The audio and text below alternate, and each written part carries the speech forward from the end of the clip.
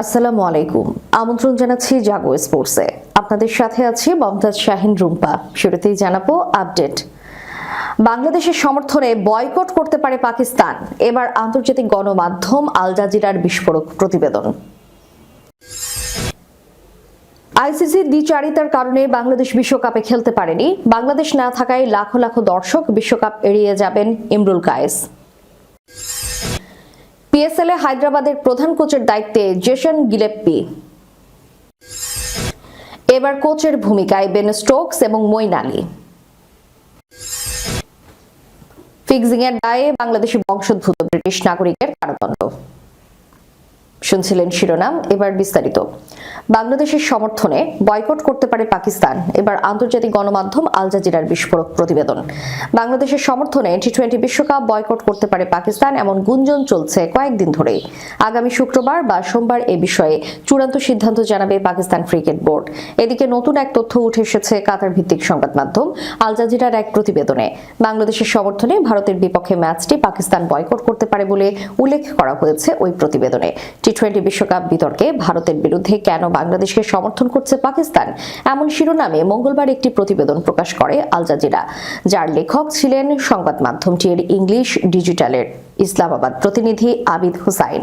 প্রতিবেদনে আইপিএল থেকে মোস্তাফিজুর রহমানের বাদ পড়া, নিরাপত্তার সংখ্যা ও বিকল্প ভেন্যুর আবেদন জানিয়ে আইসিসিকে বিসিবির চিঠি, বাংলাদেশের পক্ষে বিসিবির সমর্থন, আইসিসির বাংলাদেশকে বাদ দেওয়ার সিদ্ধান্ত এবং স্কটল্যান্ডকে অন্তর্ভুক্তিকরণ সব বিবরণ তুলে ধরা হয়।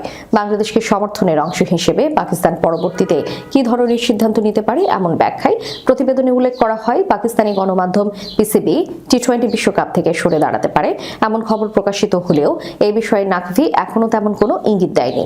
শুক্রবার বা সোমবার এই বিষয়ে চূড়ান্ত সিদ্ধান্ত আসতে পারে বলে আশা করা হচ্ছে। এছাড়া বাংলাদেশের সমর্থনের প্রতীকী পদক্ষেপ হিসেবে 15 ফেব্রুয়ারি কলম্বোয় ভারতের বিপক্ষে ম্যাচটি পাকিস্তান বর্জন করতে পারে এমন জল্পনাও চলছে। ধারণা করা হয় নেদারল্যান্ডস এবং যুক্তরাষ্ট্রের বিপক্ষে ম্যাচ জিতে সুপার 8 নিশ্চিতের পর ভারত বিপক্ষে গ্রুপ পর্বের ম্যাচটি বয়কট করবে পাকিস্তান। এদিকে টেলিকম এশিয়া স্পোর্টস এর এক প্রতিবেদনে বলা হয়, ভারতের বিপক্ষে ম্যাচ খেলেও প্রতীকী কিছু পদক্ষেপ নিতে পারে পাকিস্তান। এর মধ্যে থাকতে পারে খেলোয়াড়দের কালো আর্ম ব্যান্ড পরে মাঠে নামা অথবা ম্যাচ শুরুর আগে একটি প্রকাশ্য বিবৃতি দেওয়া। আগামী 7 ফেব্রুয়ারি পর্দা উঠবে টি-20 বিশ্বকাপের। তার আগে পাকিস্তান কি ধরনের সিদ্ধান্ত নেয় সেটা দেখার অপেক্ষায় পুরো ক্রিকেট বিশ্ব। আইসিসির দ্বিচারিতার কারণে বাংলাদেশ বিশ্বকাপে খেলতে পারেনি। বাংলাদেশ না থাকায় লাখো লাখো দর্শক বিশ্বকাপ এড়িয়ে যাবেন ইমরুল কায়েস। টি-20 বিশ্বকাপ থেকে বাংলাদেশের নাম বাদ দেওয়ার পর বিষয়টি নিয়ে এখনো আলোচনা চলছে। আন্তর্জাতিক ক্রিকেট সংস্থা এই সিদ্ধান্তে হতাশা প্রকাশ করেছেন এবি ডিভিলিয়ার্স, শহীদ আফ্রিদি এবং জেসন গিলেস্পির মতো সাবেক তারকারা। এবার এই বিষয়ে মুখ খুলেছেন বাংলাদেশের অভিজ্ঞ ক্রিকেটার ইমরুল কায়েস। ইমরুলের মতে আইসিসির দ্বৈত নীতির কারণে এবারে টি-20 বিশ্বকাপে খেলতে পারছে না বাংলাদেশ। তিনি বলেন, আগে যেসব টুর্নামেন্টে হাইব্রিড মডেল অনুসরণ করা হয়েছে, এবার সেখানে কেন ব্যতিক্রম হলো এর স্পষ্ট উত্তর আইসিসির কাছে থাকা উচিত।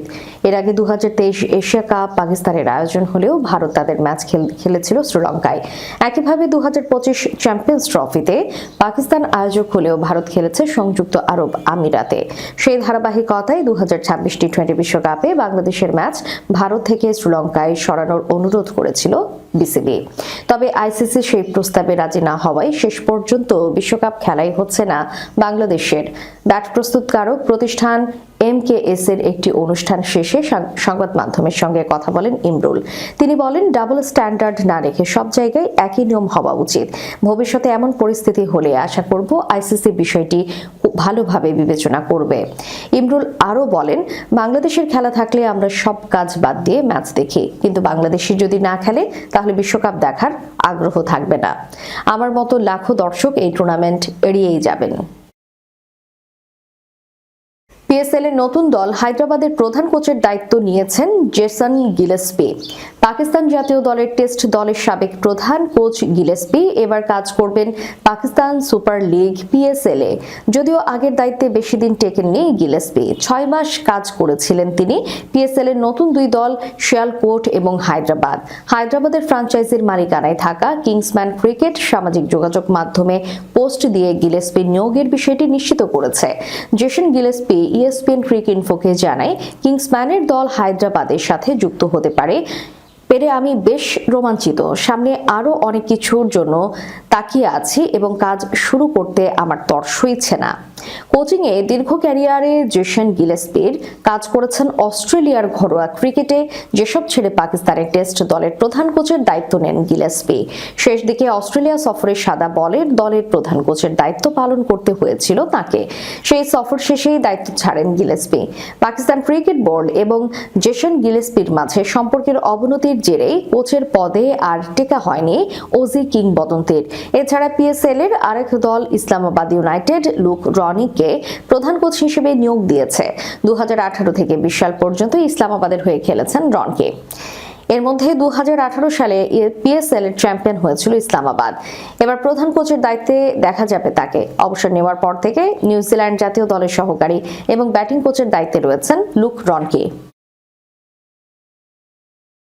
এবার কোচের ভূমিকায় বেন স্টোকস এবং মঈন আলী। ক্রিকেট ক্যারিয়ারকে এখনো আনুষ্ঠানিকভাবে বিদায় বলেনি বেন স্টোকস, আর মঈন আলী জাতীয় দলকে বিদায় বললেও ঘরোয়া ক্রিকেট এবং ফ্র্যাঞ্চাইজি টুর্নামেন্টে এখনো দাপিয়ে খেলে বেড়াচ্ছেন।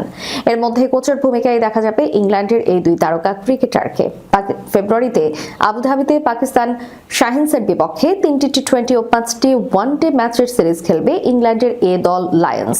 এই সিরিজে ইংল্যান্ডের এ দলের কোচিং স্টাফকে যুক্ত হচ্ছেন স্টোকস এবং মঈন, যেখানে প্রধান কোচের দায়িত্ব সামলাবেন অ্যান্ড্রু ফ্লিনটফ। ইংল্যান্ডের টেস্ট দলের অধিনায়ক স্টোকস এই সফরে অংশ নিচ্ছেন নিজের চোট কাটিয়ে ওঠার প্রক্রিয়ায় অংশ হিসেবে। চলতি মাসের শুরুতে সিডনি ক্রিকেট গ্রাউন্ডে স্বাগতিক অস্ট্রেলিয়ার বিপক্ষে অ্যাশেজ সিরিজের পঞ্চম টেস্টে বোলিং করার সময় কুচকিতে চোট পান এই অলরাউন্ডার। এর আগে চলতি বছর ইংল্যান্ডের ফ্র্যাঞ্চাইজি টুর্নামেন্ট দ্য 100-এ নর্দার্ন সুপারচার্জার্স দলে স্টোকস মেন্টর হিসেবে স্বদেশী কিংবদন্তি অ্যান্ড্রু ফ্লিনটকের সঙ্গে কাজ করেছিলেন। সে অভিজ্ঞতার ধারাবাহিকতায় আবুধাবিতেও ফ্লিনটফের সঙ্গে কাজ করবেন স্টোকস। এদিকে এই সফরের মাধ্যমে ধীরে ধীরে কোচিং এর দিকে এগিয়ে যাচ্ছেন মঈন। বুধবার তিনি ইংলিশ ঘরোয়া ক্রিকেট থেকে অবসর ভেঙে ইয়র্কশায়ারের হয়ে টি20 ব্লাস্টে খেলার সিদ্ধান্ত নেন। খেলার পাশাপাশি কোচিং এর নতুন এই অধ্যায়ে ইংল্যান্ড লায়ন্সের সফরটি মঈনের জন্য তাৎপর্যপূর্ণ মনে করা হচ্ছে। ম্যাচ ফিক্সিং এর দায়ে লঙ্কা প্রিমিয়ার লিগের দল ডাম্বুলা থান্ডার্সের মালিককে 4 বছরের স্থগিত কারাদণ্ড দিয়েছে শ্রীলঙ্কার একটি আদালত। পাশাপাশি 2,40 লাখ শ্রীলঙ্কান রুপি জরিমানাও করা হয়েছে। আদালতের একজন কর্মকর্তার বরাত দিয়ে তথ্য নিশ্চিত করেছে এএফপি। দণ্ডিত ব্যক্তির নাম তামিম রহমান। তিনি বাংলাদেশি বংশোদ্ভূত ব্রিটিশ নাগরিক। তার বিরুদ্ধে আগেই এক খেলোয়াড়কে প্রভাবিত করার চেষ্টা এবং জুয়া আয়োজনের অভিযোগে মামলা করা হয়েছিল। সেই অভিযোগে স্বীকার করে নেওয়ায় বাংলাদেশি বংশোদ্ভূত এই ব্রিটিশ নাগরিককে শাস্তি দিয়েছেন আদালত। প্রতিবেদনে বলা হয়েছে, পুলিশি জেরায় নিজের অপরাধ স্বীকার করে নিয়েছে তামিম। তিনি এও জানিয়েছেন, লিগ চলাকালীন ক্রিকেটারদের ঘুষ দেওয়ার চেষ্টা করেছেন।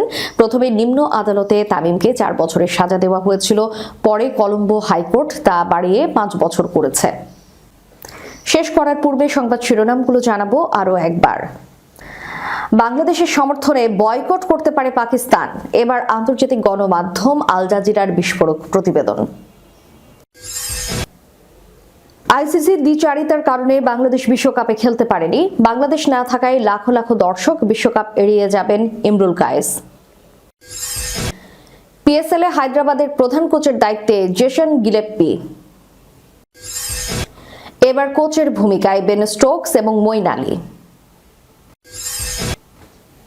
ফিক্সিং এর দায়ে বাংলাদেশি বংশোদ্ভূত ব্রিটিশ নাগরিকের কারাদণ্ড। এতক্ষণ আমাদের সাথে থাকার জন্য ধন্যবাদ। আল্লাহ হাফেজ।